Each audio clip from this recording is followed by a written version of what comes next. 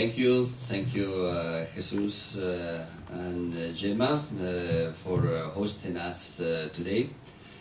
I am really very glad to have such a distinguished panel of experts to discuss on gardens and to discuss on truth and the connection between both. And we, and as a suggestion of the panelists, they have chosen this dialogue between historical gardens and contemporary garden design as the subject of today's discussion. All four of them are distinguished professionals in their field. I will just like to have a brief presentation of them, and then they will give a short talk, and there will be a dialogue between both panelists, and then of course the floor will be open to questions from the audience. Well, Priyaleen Singh is a professor in the Department of Architectural Conservation in the School of Planning and Architecture in New Delhi, and she has a master's degree in both landscape architectural and urban conservation. She also has been awarded the Charles Wallace India Trust Scholarship, and she has done research on the conservation historical gardens, and presently is working on lesser known Indian landscape design traditions from the 16th to 18th centuries. Well, Rahul Singh is an architect, and he's been trained and studied in the US, and he has come to research on gardens. He actually published a garden on Indian historical gardens from his interest in the connection between architecture and the landscape they are in. And that, I think, shows a particular sensitivity towards the need of architecture to establish a dialogue with its environment beyond its own rules and its own presence. Well, then our third panelist is my dear friend Mitch Kreitz, who had quite a special role in all this happening here in Delhi, since he has been following the work of Fernando Caruncho for a long time, and he has worked a lot to coordinate and put together all these different elements that have coalesced in a beautiful exhibition, and the talks and all these experiences that are happening around the visit of Fernando. Mitch Kreitz is an art historian. He's of course from the US, he's an American, but has been living 42 years in India. And so he actually lives in this rich cultural orbit in which most of the different traditions and his personal histories melt and connect. And he's a great connector of many different people from many different cultures.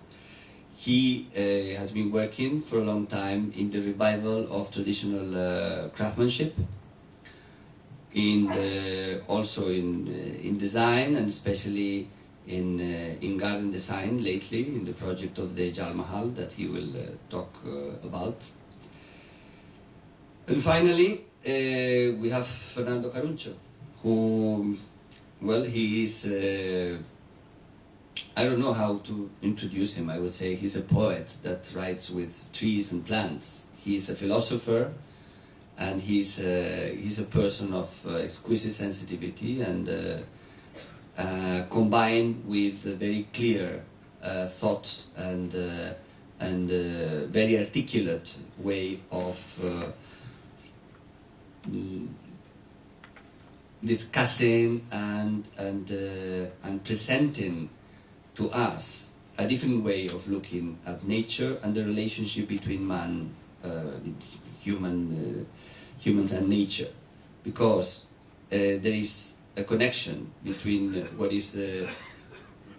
we consider our the architecture, or what is the physical manifestation of that human activity, and the unseen and the secret rhythms of nature. So I think we're going to have a very interesting discussion, so please go ahead. You have about 10 minutes each. Rahul Singh will be our first speaker, so please, the floor is yours. Well, before I begin, I would like to thank the Spanish Mission in New Delhi for conceiving of and organizing this event, and for introducing us to Fernando. This evening is an honor for Fernando, and like the rest of you, I look forward to hearing him speak. My understanding of gardens is framed by my training in architecture, and an observation that most historical gardens in India were either temple gardens, encampment gardens, walled gardens, or pleasure gardens set within the larger presence of an architectural project. In this image from the collection of the Victorian Albert of Babur in Afghanistan laying out the Garden of Fidelity, which is a very sort of encompassing image, and it captures many facets of historical and even contemporary gardens, and it's something that I would like to dwell on for a bit. The influence that Babur had in successive generations of his family on the Indian landscape through their gardens cannot be underestimated. And it would be amiss not to acknowledge their contribution. As is plainly evident in this image, the walled garden seeks to define boundaries. It contains within it a vision of the world to be laid out by the emperor. So much so is the case that the figure in the center of the image holding the paper is not the architect, but the emperor himself. Not exactly in the center of the image, but lower right. The desire, the will, and the means to inflict onto a landscape a constructed reality of the world is to suggest that this is the world the way we want it to be. And this is amply evident in this image. In its size and in the complexity of the endeavor, the act of making gardens and landscapes is perhaps matched only by architecture. But irrespective, they are both amongst the most overwhelming of all cultural forms. Let's go to the next image. You can see more of the previous one. Yeah. The commissioning of such work is often done by some of history's most colorful personalities. Tyrants, benevolent rulers, enlightened democratic regimes, corporations, the rich, and the powerful. People who want to leave behind a lasting legacy. It would be interesting to note the nature of patronage and the work that it builds. To return to the image, both in terms of its pictorial composition and more relevant to this evening's discussion, the compositional layout of the garden, recognizably charbagh, follows a distinguishable geometric pattern. Bisected by water channels raised on a plinth, the accompanying water tank refers to the need for a dependable level of infrastructure to make gardens sustainable. Geometry, and especially Euclidean geometry, has been used extensively as a spatial ordering device. In it, lines extend parallel to each other and don't curve away, as in the case of hyperbolic geometry, or towards each other, as in the case of elliptical.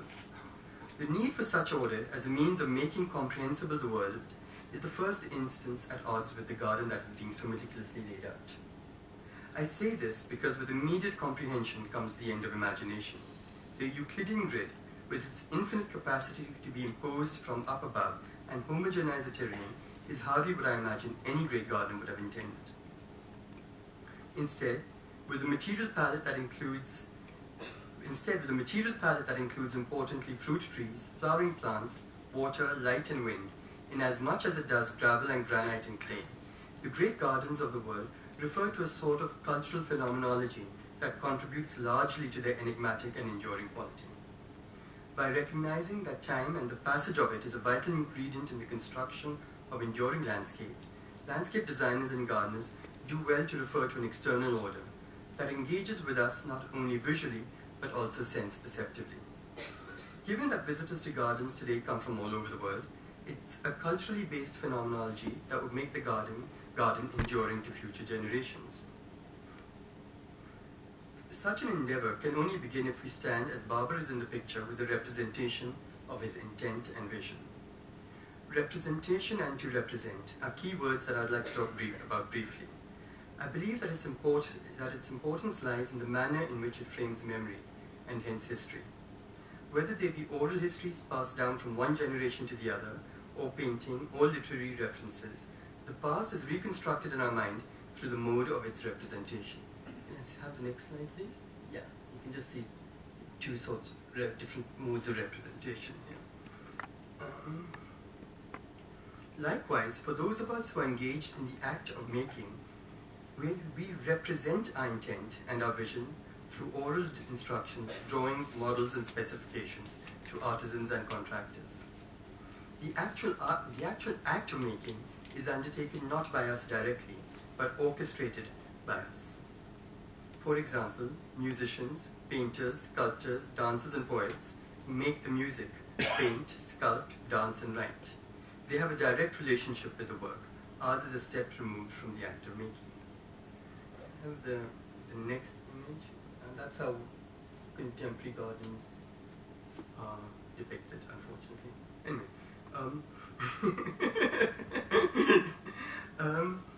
contemporary garden and landscape design exists at the juncture that these two acts of representation do. The cultural phenomenology that renders it relevant is a combination of using the signs and symbols of our historic landscapes with which we can perceive and ingest sense perceptively. Gardens are very special beings. They are a living history and a testament to a people's primordial relationship to their land.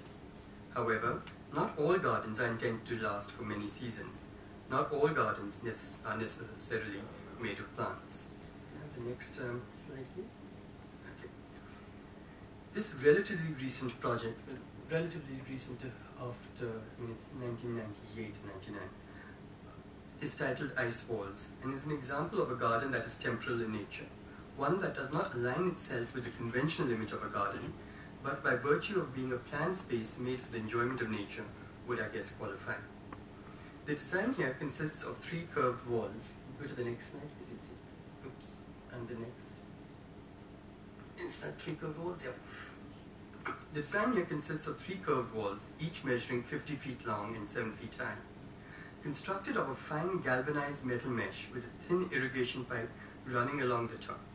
Water emitted from the irrigation system freezes into thin transparent walls of ice. It defines a space and a boundary. The quality of light changes with the day and as the ice melts. The garden is mutant in its relationship with time, and in its conception is very different from the one Barber was planting. Another such example is, and I think we have to, can we go to the next slide? Oh, actually, we need to go back now because the earlier ones. One more. Yeah, this or the one. Anyway. Another such example is a private residential garden that celebrates the changing seasons as experienced on the coast of Massachusetts, so that one's in the US. Semi-transparent and translucent qualities of leafy vines and frozen water fill the framework of a curved mesh screen at different seasons of the year. Beginning in spring, the bloom of purple clematis bloom on the 38-foot-long diameter circle of steel mesh, and is followed by blue morning glory in the summer and the red of Boston ivy in the autumn. In the winter, a drip irrigation system feeds the formation of ice on the screen. The interior of the circle features raised French planting beds that allude to another tradition. Anyway. In India, as my colleagues would be in a better position to elaborate, the garden tradition is a highly developed one. Their sustainability, both in terms of its economic and physical infrastructure, needs to be taken up on a war footing, and the conservation of our living heritage is paramount. By way of conclusion now, because my 10 minutes I presume is nothing, I would like to add that we are very fortunate to be sitting in the midst of someone like Fernando, and I'm sure that he will go through his gardens and provide us with great delight. Thank you.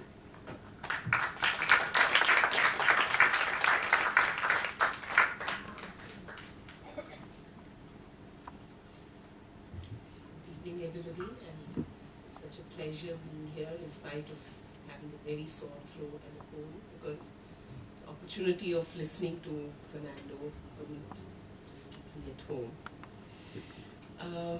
I'm going to be talking about searching for the rationale for conservation of historic gardens, because as a conservation architect, I've been involved in a few historic gardens, and I thought it's an opportunity to really make a case for historic gardens and their conservation. Now, the past means many things to many people. It could be, referring to the past could instill a sense of identity. It is a memory. You know, people say that cities without a past are cities without memories. Same holds true for the historic gardens as well. But overriding all these other issues, like the sense of continuity, sense of identity, is this whole issue of invoking the past for the lessons that it can teach us, and looking at the past as knowledge systems, that is, systems which can help us provide a better and more wholesome environment today.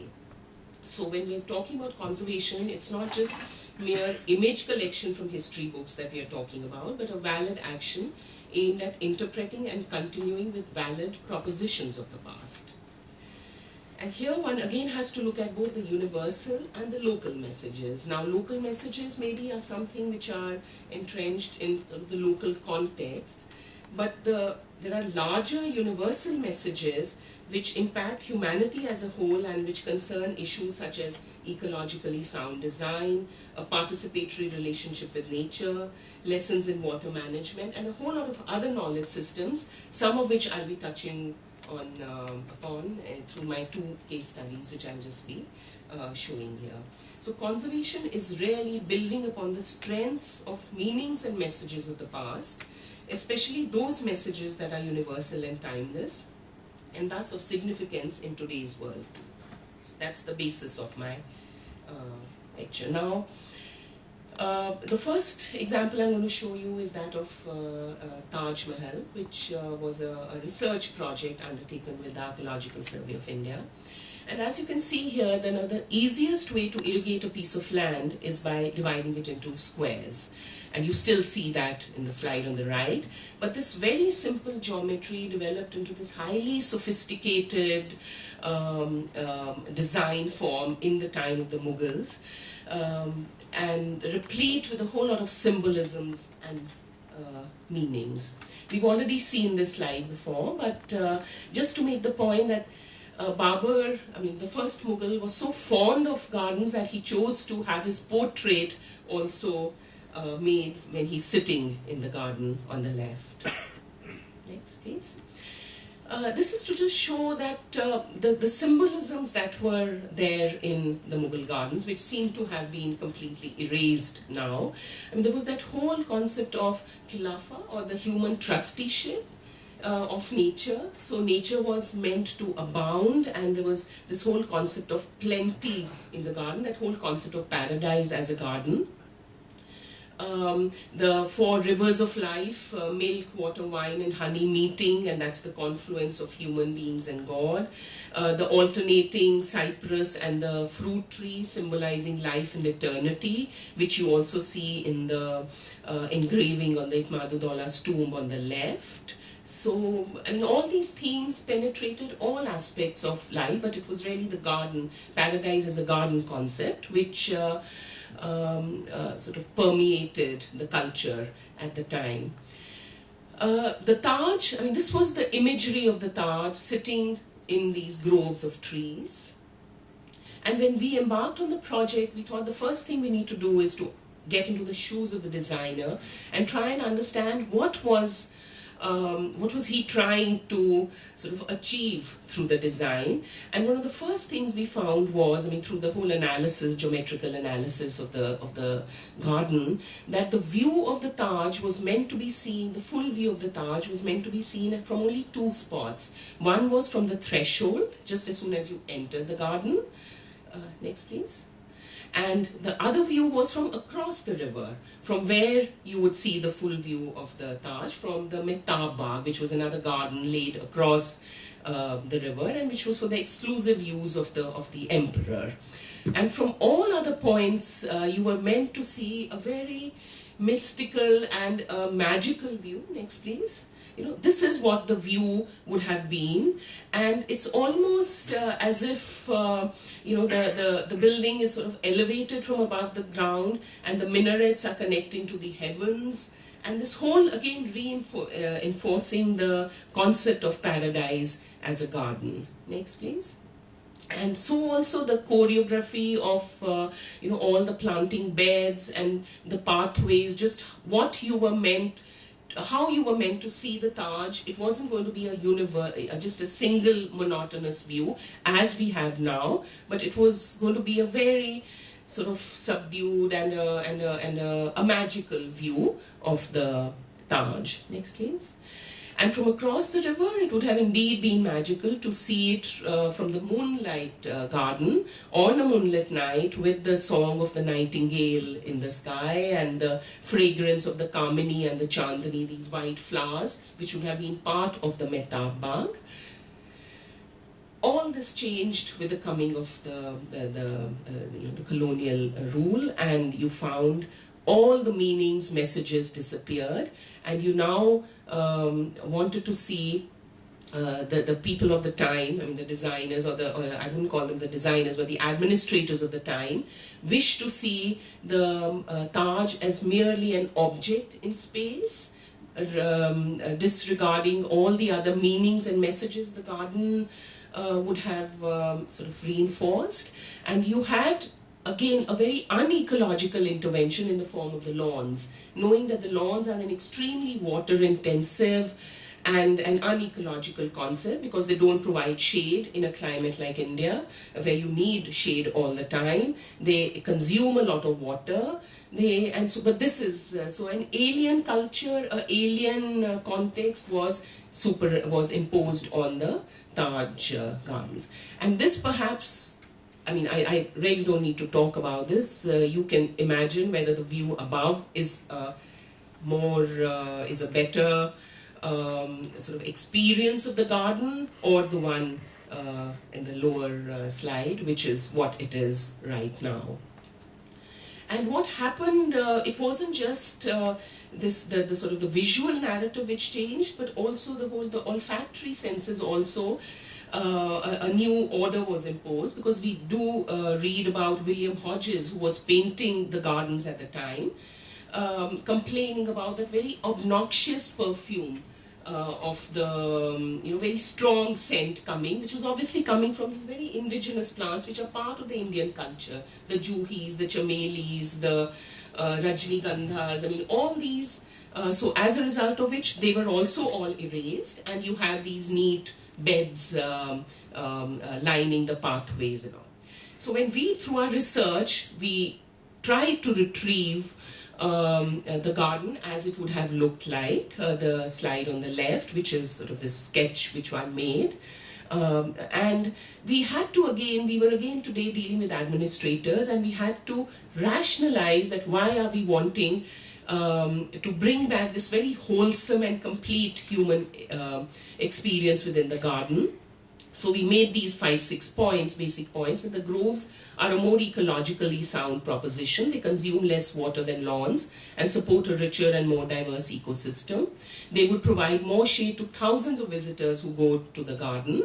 The groves would increase the biomass around the Taj Mahal and counter the air pollution, because as we all know, there was this whole controversy of the Taj turning yellow and the Supreme Court order giving directions for intensive plantation.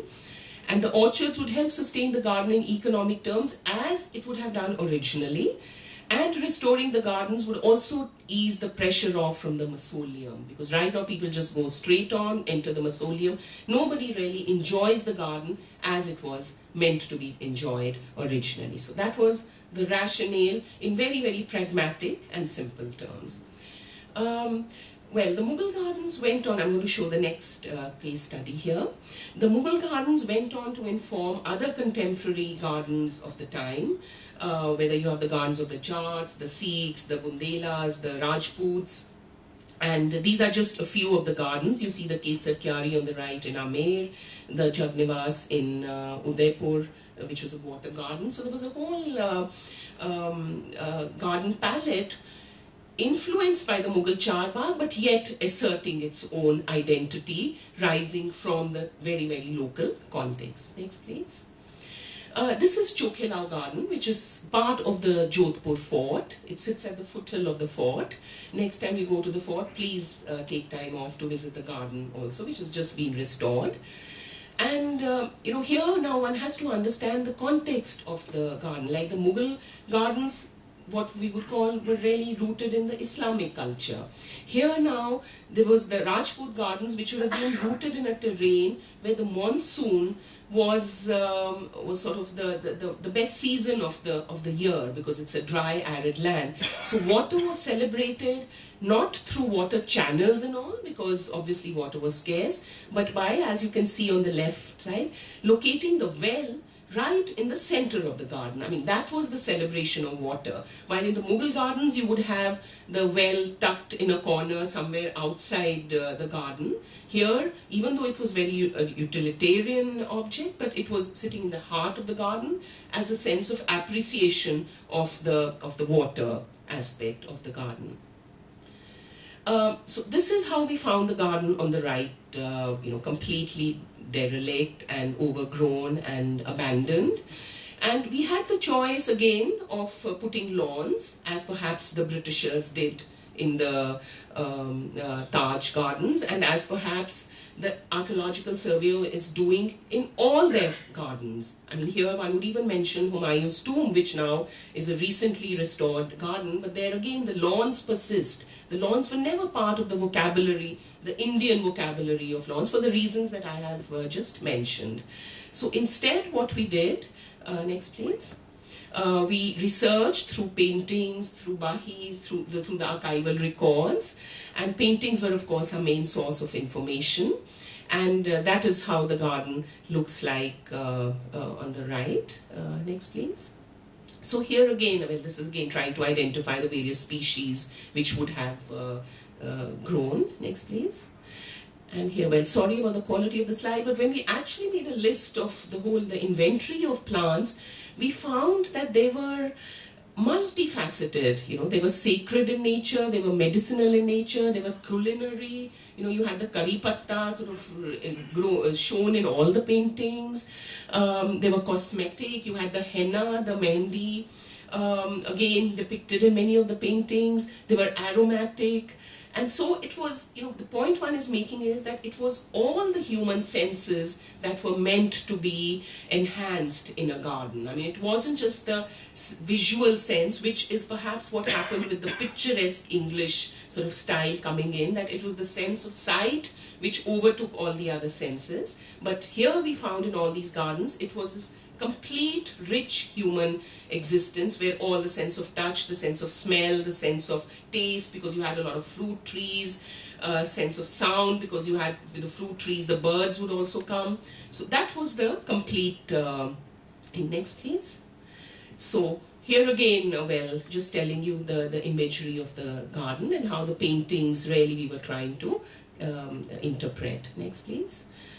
So that is what now the garden looks like. The upper terrace is really the flower garden, where you have this whole, a lot of color. And the lower bit is, next please, is what is called the Mehtaba, which is the Moonlit Garden. Because here again we have to remember that in Rajput Gardens, you had, it was a hot climate, so the gardens would really be enjoyed during the night. So, which is why the Moonlit Garden was an integral part of all Rajput gardens. And here again, the paintings interpreted with the grove of banana trees and the Kamini and the Chandani with the white, fragrant flowers. So that's what it was before, that's what it looks like now. And next time you go there, please do visit. Yeah. Next, please. Yeah, I just want to conclude with a quote from Rabindranath Tagore. Just to make a case, that the past is not something to just abandon, and that there are some who are exclusively modern, who believe that the past is the bankrupt time, leaving no assets for us, but only a legacy of debts. It is well to remind such persons that the great ages of Renaissance in history were those when man suddenly discovered the seeds of thought in the granary of the past. The unfortunate people who have lost the harvest of their past have lost their present age. Thank you.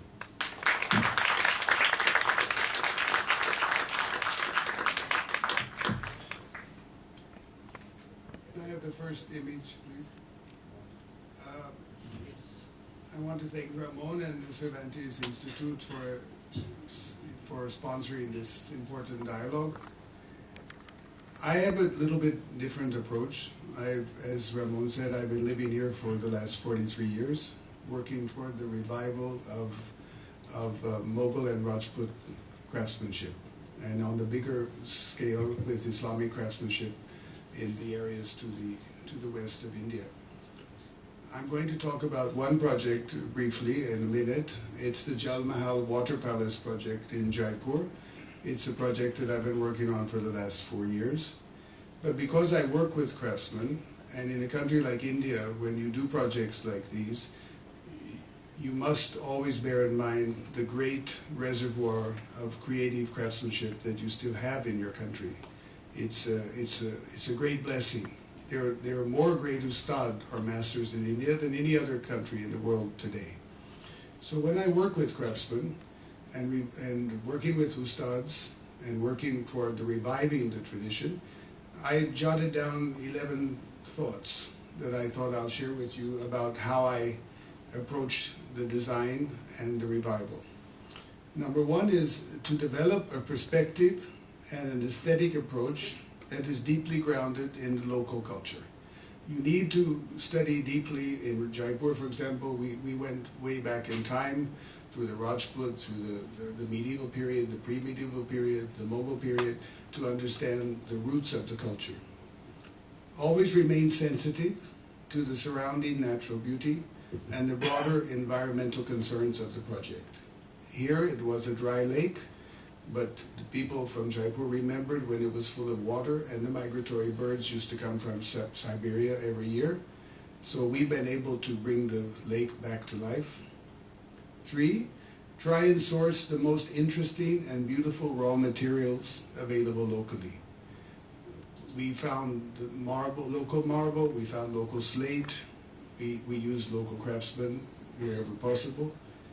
4, find the best ustad masters and work closely and sensitively with them. Keep searching. They will reveal themselves. Once you find them, show them the best examples of their own art and craft traditions. Take them to the greatest monuments. Show them the most beautiful textiles or the finest miniatures. Challenge them. Be patient, and they will reach the same classical level over time. 5, study and document local methods of construction and ornamentation, and create design portfolios, and share them generously with your artists, artisans, and colleagues. I find in India there's a lot of collection of important information and design work that is not often shared with the artisan and the artist who needs it more than anyone else. 6, search for the enduring strengths and iconic images of the classical tradition. And remember always that the classical and the modern are not mutually exclusive options. 7, reconcile history with design. 8, aim for your work to last and penetrate time. Make sure that whatever you do has substance, quality, and maturity. 9, let your artisans create from within themselves whenever possible, not just slavishly copy the designs you give them. Be aware that they are able to address complex design problems with ingenious simplicity. Listen to them. 10, reinterpret the classical tradition with freshness and strength in ways that appeal and resonate with our own contemporary sensibilities. 11, don't work with artisans or attempt to revive a tradition if you're not prepared to place your own orders, find buyers, and develop projects and commissions. Stay with them until they can stand on their own feet, and when that happens, let them fly. So this is I'm going to kind of walk you through the visit to Taj Mahal. It's an early 18th century water palace that we've traced the documents back to the Rajasthan State Archives in Bikaner. And there's a record of the first breaking of the ground in about 1728, which is roughly the time that Jaipur itself the city was founded. We've created boats, beautiful boats. Each one, the prow of the boat has a different animal or bird head, horses, peacocks, swan, elephants. You take a boat. The boats were designed by traditional boatmen from Vrindavan. We know from Rajput miniatures that these kind of boats existed, and they were used in the pleasure visits of the Maharajas. This building was never lived in. It has an earthen core, and it just has corridors wrapping around it. It was a pure pavilion of pleasure. The Maharaja would come for an evening. They would have water festivals. They would have fireworks. They would have dance, feasting, and then he would go back to the city palace. The next slide. And we've got a boatman who takes you there. Next.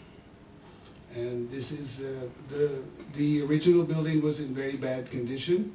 We worked with a team of very, very skilled conservators who have restored and conserved the building and brought it back as close as possible to its original beauty. Next.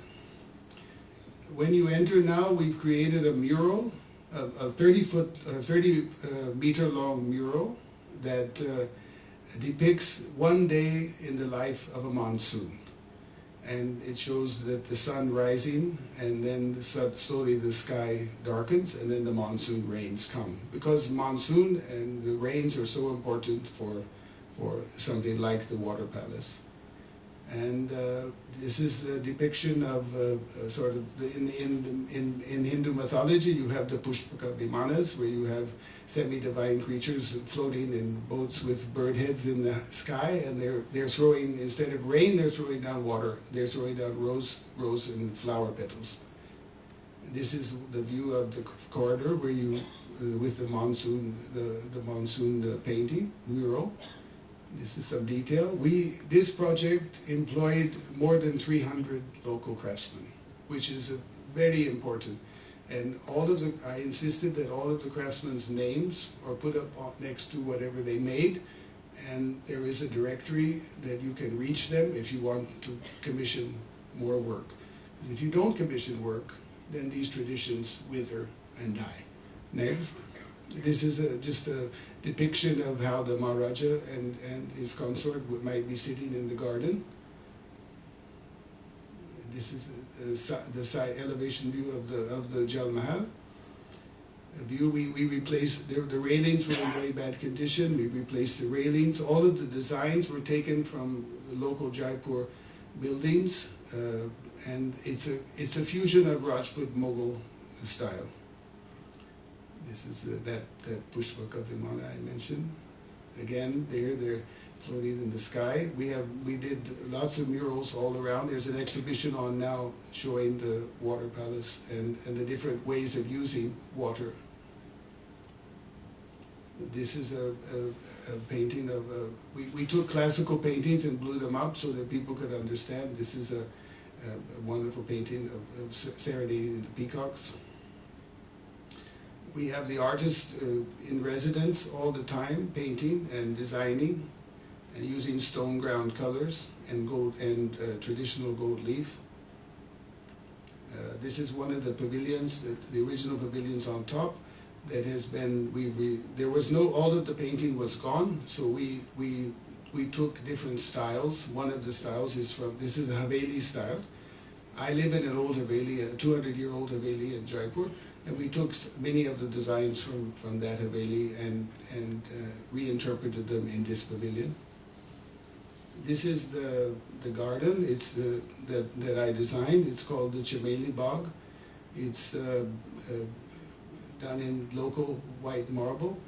It has a raised octagonal platform and water features that stretch all the way around on the sides with a water chute with these small chini khana niches where the water falls in front of them. And the flowering beds in the Chahar Bagh, in the 4 quadrants, are, instead of being a strict geometric design, we've chosen a more fluid Rajput design that we took from one of the temple arches at Amber. And then the garden is called the Chameli Bog, and Chameli is jasmine, and all of the flowers that are planted are white and fragrant. And this is another pavilion that's been done, and the next one, please. And this is the depiction of the Maharas. This is Krishna in the divine dance with the gopis, and Krishna reproduces himself ad infinitum, and each gopi thinks that she's dancing with the original Lord Krishna. And the Govind Devji is one of the incarnations of Krishna, and that is the patron deity of the Jaipur state. And then you leave, I'm taking you back, you get back in the boat, and then you get back to the land. And that's your visit to Taj Mahal.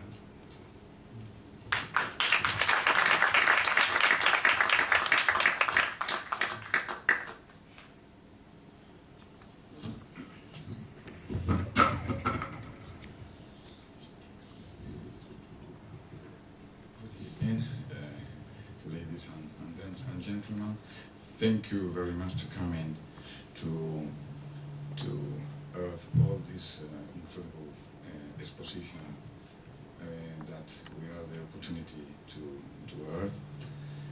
And to me, that is my first time in India. Is really an incredible opportunity. First to make or to give all the gratitude to the Embassy of Spain, and after of the Instituto Cervantes, to have this opportunity to come here in India and to begin to understand the absolutely important of the Indian garden that inspire a lot of my thought and my vision in my professional career, and also help me to think about the relation between life and gardens. Because to me the most important thing is that the garden is a metaphor of life.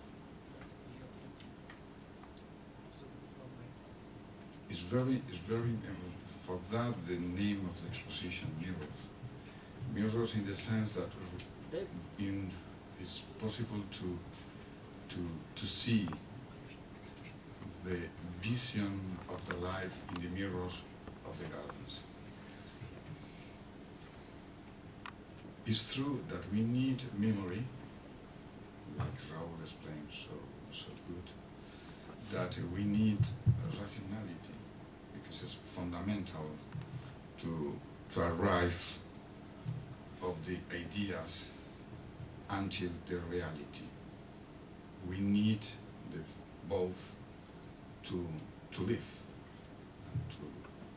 and to arrive in any cases of the splendor. And with the exposition of the 20 points, fundamental points that Mitch Cried explained so good, that really is the incredible resume synthesis, the approach of the man confront the garden.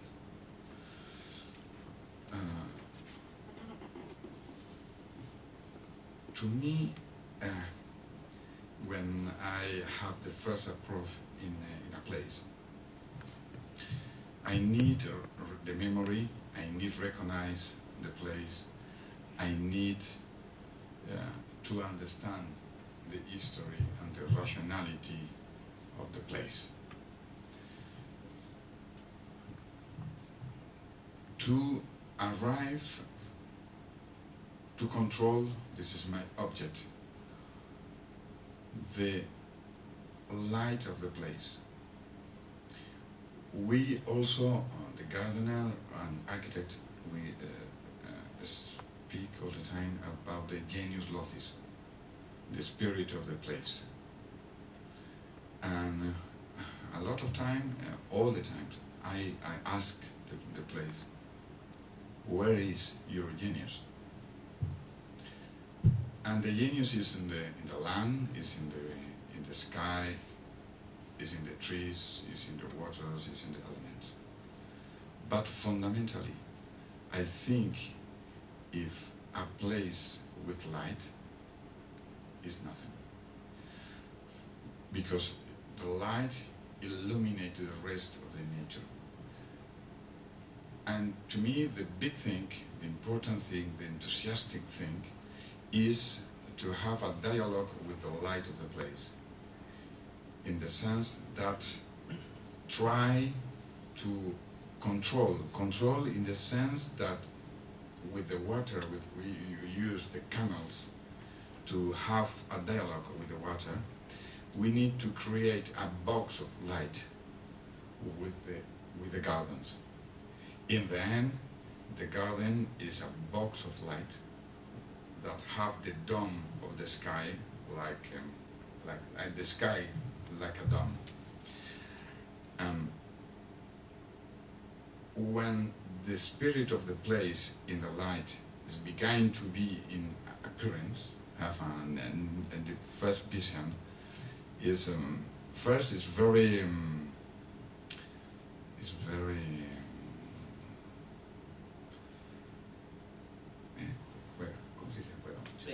place with you, because one moment is pure, another time is not, another time is in and it's very happy.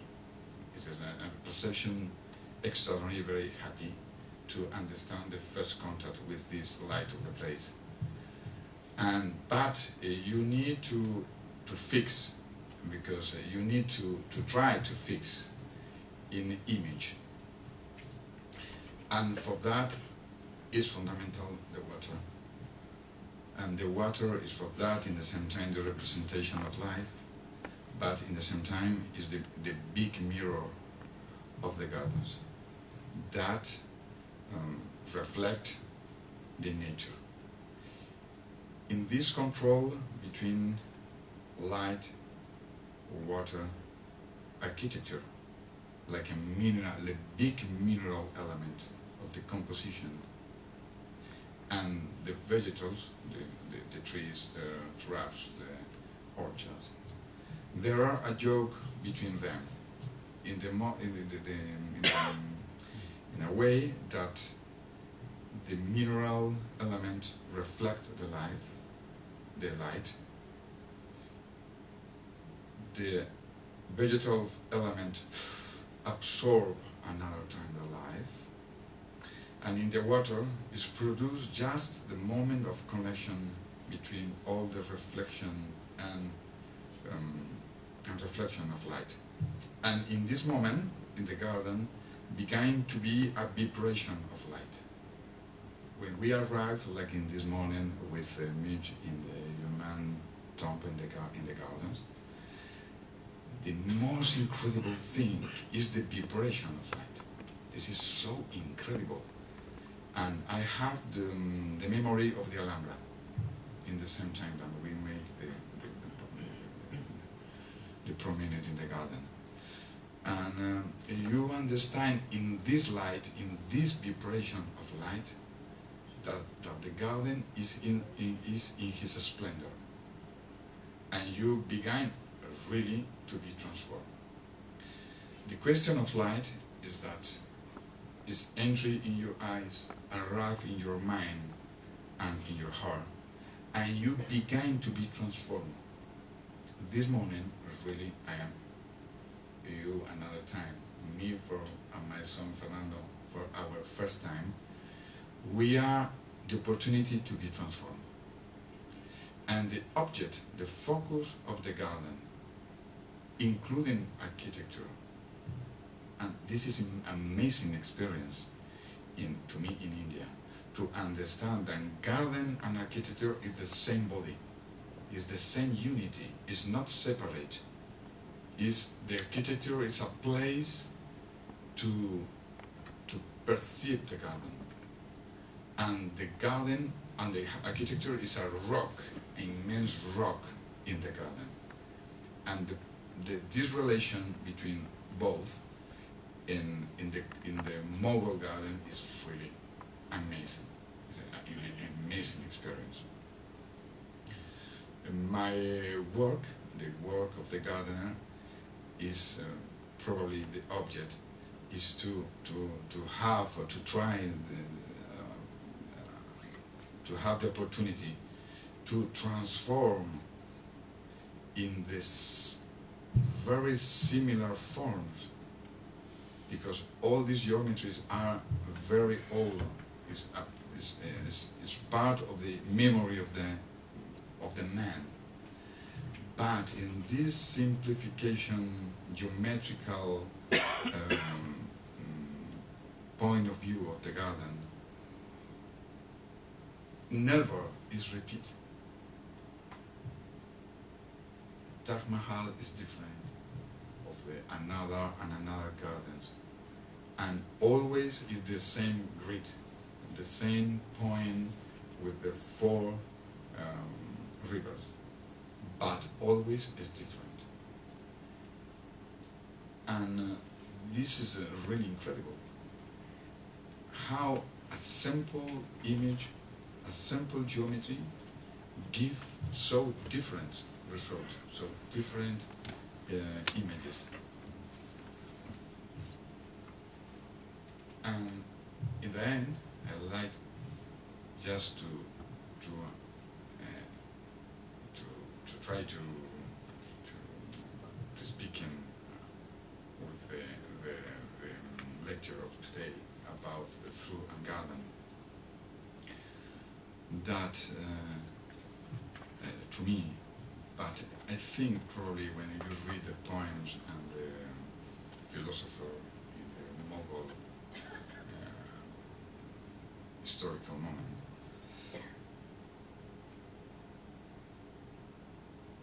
all this history of the gardens never have reason to be with the connection with the nature. The men need this connection to have the possession of a splendor and to be in totality with the cosmos. But the reason of architecture in this garden and the gardens and the structure, geometrical structure of this garden, is when it's in connection with the landscape. In the sense that when the soul of this garden is in connection with the soul of the landscape, there are really the fundamental way of this history. Because when the man is in front of the landscape with an empty mentality, with his mind in empty situation, out of the contamination of the politicals, of intellectuals, of another question in the human life, we have the perception of simplicity and the perception of the truth, in the sense that the men have this perception that is in unity within nature. When I speak about truth, I speak in this way. When the man in solitude, in the space of the garden, is in front of the nature, all the cycle of the nature, the cycle, the man in the nature is completely. And for that, the garden gives his feeling of happiness and splendor. And for that, I am so happy to be with all yours and yours, and I think it's one of the search of the man to be in this confraternity, because it's important. important is the confraternity between the gardeners. The gardeners is not a professional, it's the people that search the through in their life, in beauty, in through, and in bondage, and goodnesses, and kindness. Yes, this is my opinion of my works and my life also. Thank you very much. Thank you.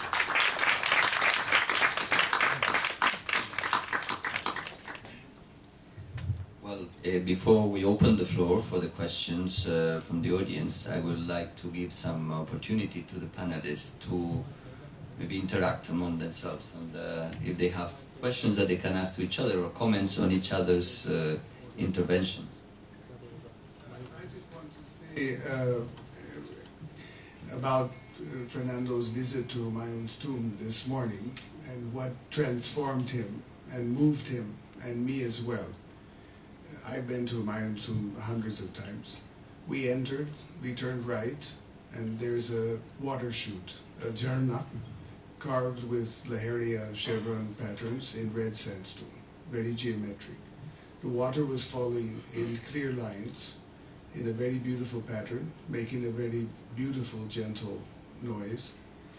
The sound was hypnotic. And then when we looked at the pool below, the reflection of the geometry of the water chute had fallen into the water. And it was as if it was alive with electric current. It was shining. The jolly abstraction of the jharna was shining in the water as if it were alive.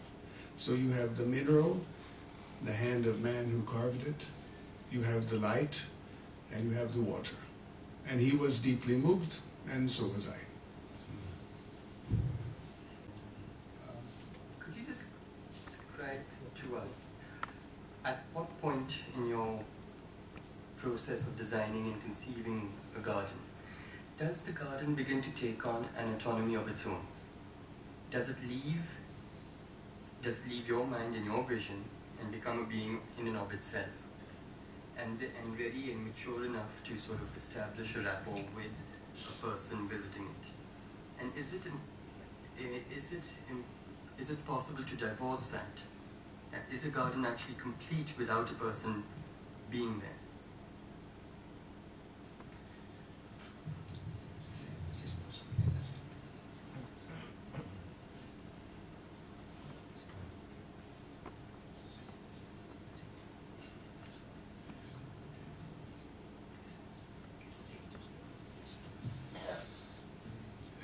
The experience of when we began to the process of the garden, that is an amazing experience. More I made gardens, more I transformed me, the process. And there are moments, very incredible, when the garden is in a structure, only a structure, walls, the levels, the soil, and never is planted. It's like an skeleton. It's a moment, really incredible moment, when you see the skeleton of the body. To me, it's really a moment incredible. And in a moment, we began to introduce the water and to introduce the plantation. And this is a very confused moment because, you know, it's like a body when you introduce the parts of the, yes. And it's very, very, very incredible because it's incomplete, but began to be, but it's incomplete always. And there are moments when all is finished, and there are moments of panic because all is finished, and you wait, I don't know, you need that pass anything. And there are moments when the water is in function and all is in, and pass 1, 2, 3, 4 months, and it's true that there are moments of the contraction of light in the place began to pock, boom, pock. It's like a hub. Boom, boom, boom. And you see, I understand that this is an independent being of you, and more than you, and it's very strong, the experience. And you see that this is a being really independent, but at the same time you understand, and this is a very risk moment, that is the owner, not the gardener. It's the owner of the garden that need to take the responsibility. And it's when you give this being of the owner is really a moment very special. It's like a child, no? And in this moment, the owner began to be transformed and realize all the transformation in one moment, and began to be gardener. And this is a moment really fantastic. But without the love of one person, in love of the garden is not possible. For that is so important the structure. Because when the garden don't receive love, immediately disappear. But rest the structure. Why is important the structure? Because when arrive a person and us in love another time of this garden, have the opportunity to renew the renaissance of this garden. But without love, it's impossible. It's expression of love of the man.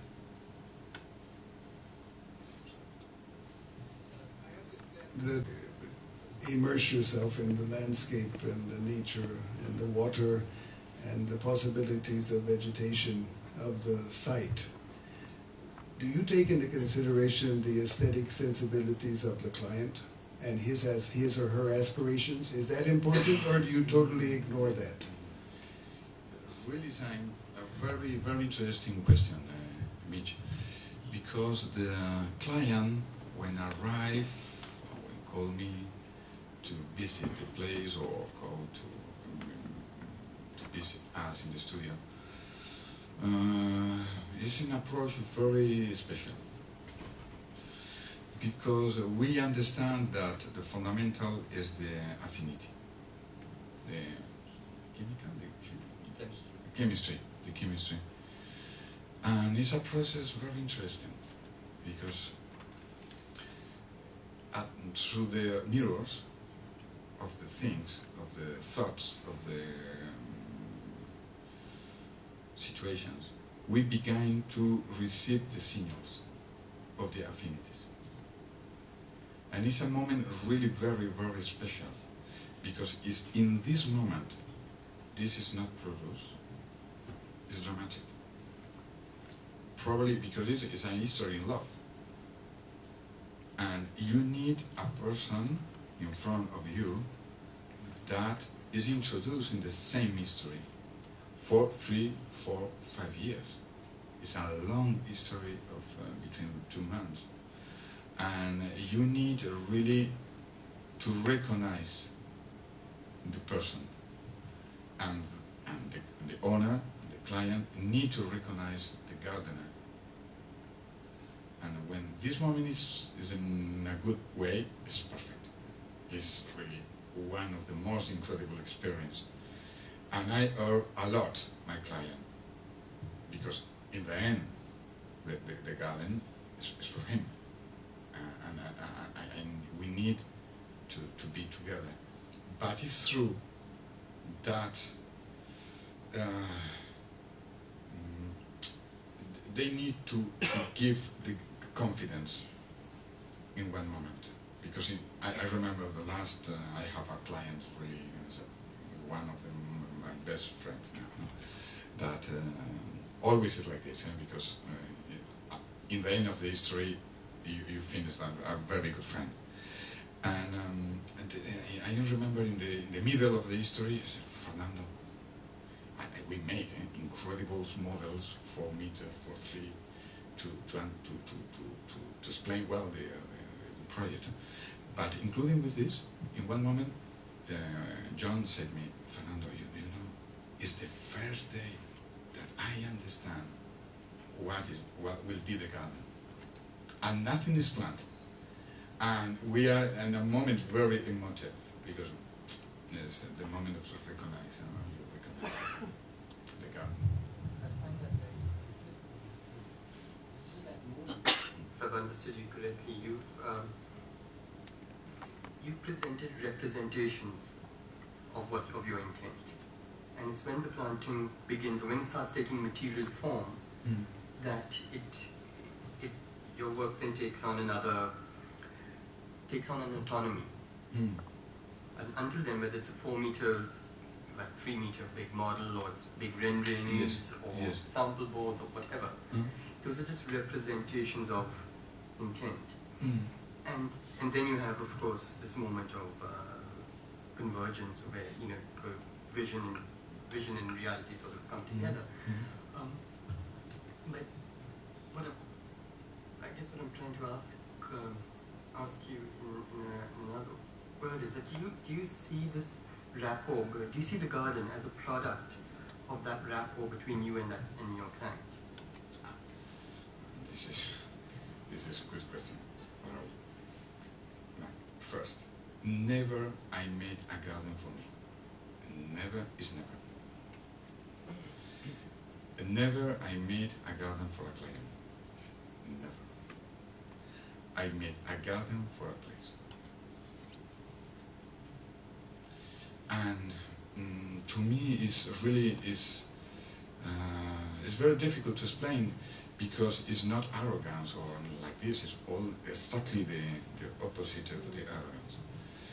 But to me, the place is really the place is in the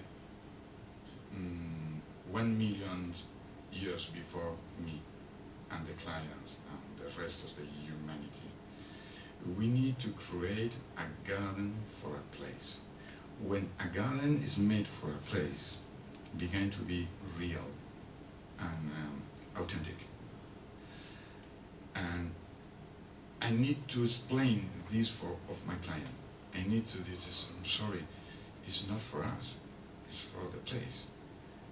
But to la aventura, the adventure, is to arrive of this history, to make both a splendor, to arrive to a splendor of momental splendor, because 1,000 years in the nature is nothing, and it's a moment of splendor of the place, in a vision, in a common vision.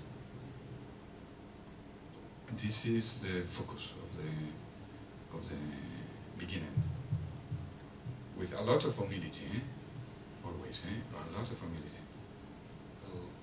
If I may ask, because the question that was made and is answered, I would like to ask Fernando if he recognized himself in the answer that Michelangelo gave when the Pope was asking him, like, how could he find these incredible figures, these sculptures, because Michelangelo was mostly working as a sculptor for a long time. And he just gave this answer. He said, well, I actually don't discover this. It's not my creation. I just take from the marble whatever is hiding them. So I don't know if that is the way you would like to define you. Probably salvando las diferencias. ¿Cómo se dice? ¿Cómo se dice eso? Saving the distance. Saving the distance? Yes. I think it's true. It's the block that inspired Michelangelo, and it's the place that inspired the architects and the gardeners. and I remember an incredible history now, that when all the Spanish person in Carga, or an architect to be a house, the first thing that this man said of the architect is, please, the first thing is to make a patio, a garden. No? Around the garden, please, made a corridor.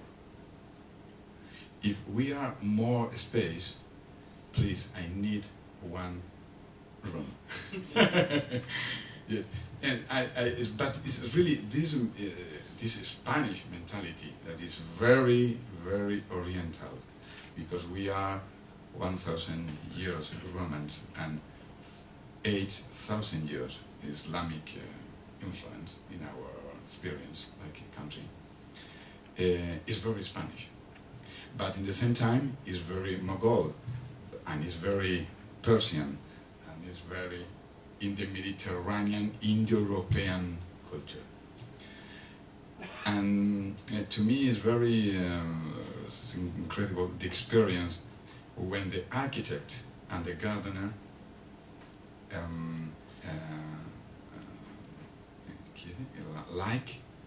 produce a unity.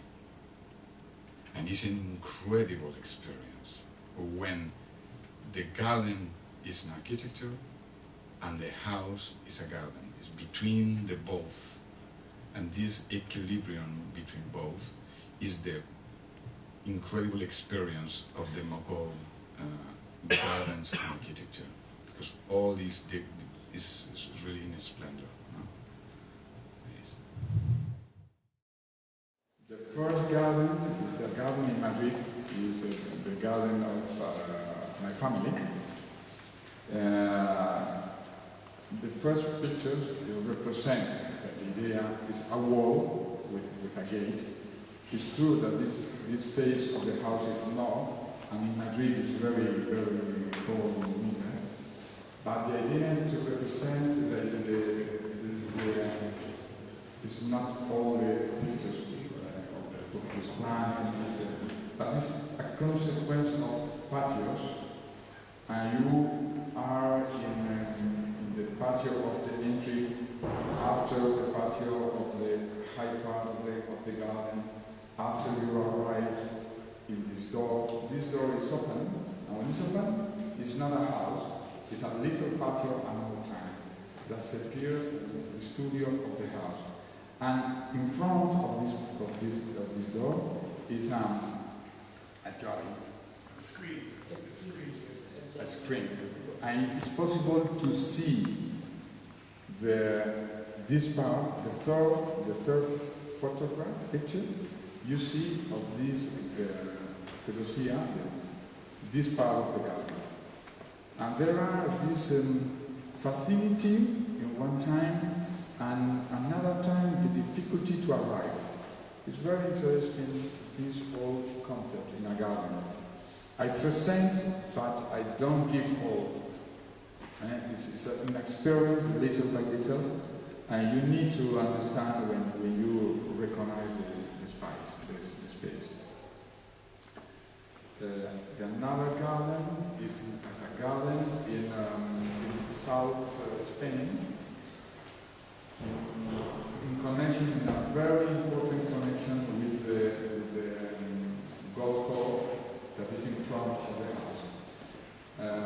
The idea is to make a very big line of water with this fountain, after with the line of the swimming pool, and this line of water finish in a big pond in the golf course. And this is the idea to fix the view with the line of the water.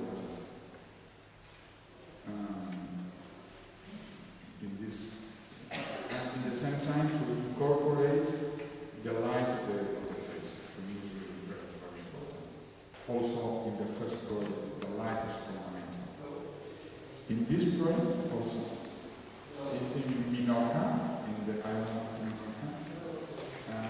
was an orchard before intervention, a very old orchard with Connaught, and I take all the geometry to transform this orchard, the place, in a pond to cultivate nematode. And this mirror is transformed in this mirror of water with these masses of lentiscus, pistachio lentiscus, and with two pavilions, little pavilions to live the garden and to be protected, and always with the connection with the landscape and the sky.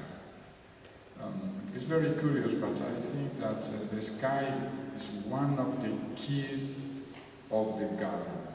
The relation between the place and the relation with the sky. It's very, very important. And the orientation. It's very important to study the orientation of the garden, to take the good light, the good light of the garden. Like in this picture, it's more or less expressed, no? With the reflection of the clouds and the light in the sky. This is another garden, opposite of this, is a project in a very special and very strong place, because in this place all was granite.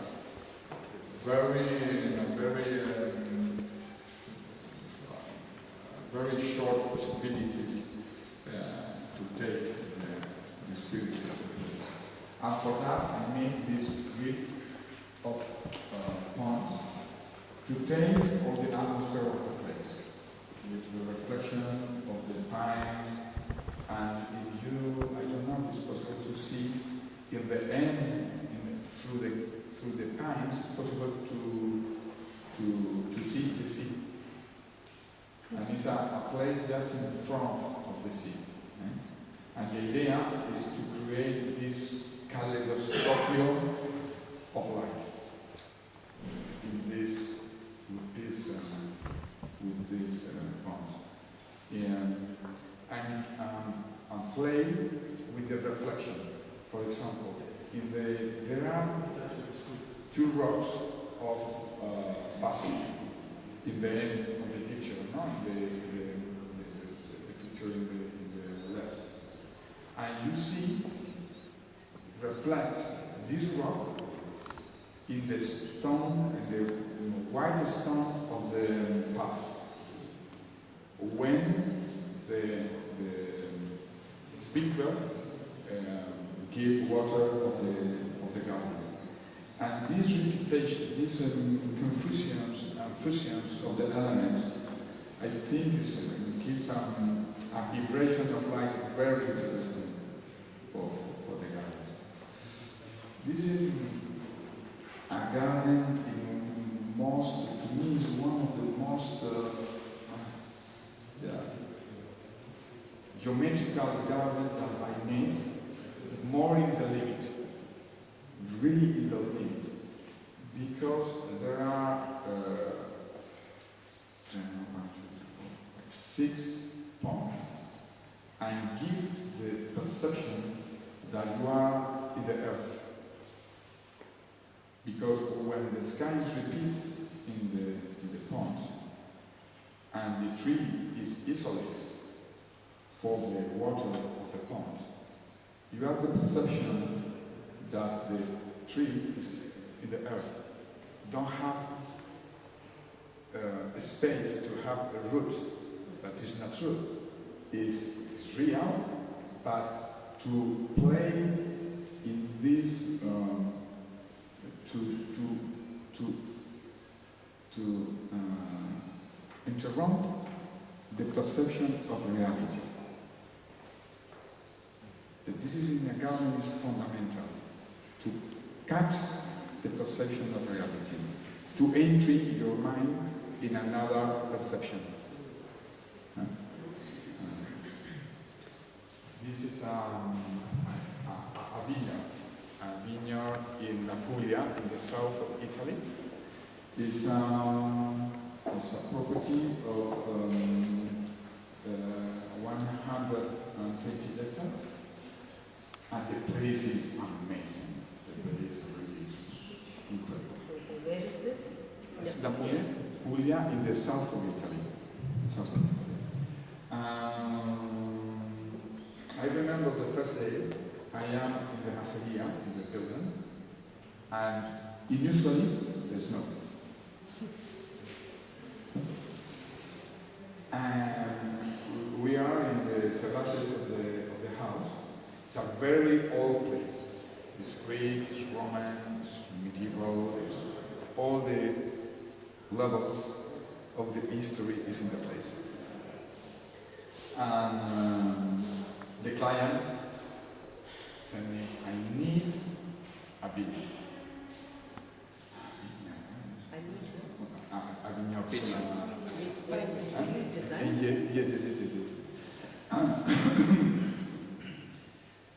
And it's very, I remember very well, because I have really in the place when there's snow in this moment, a very incredible perception of music.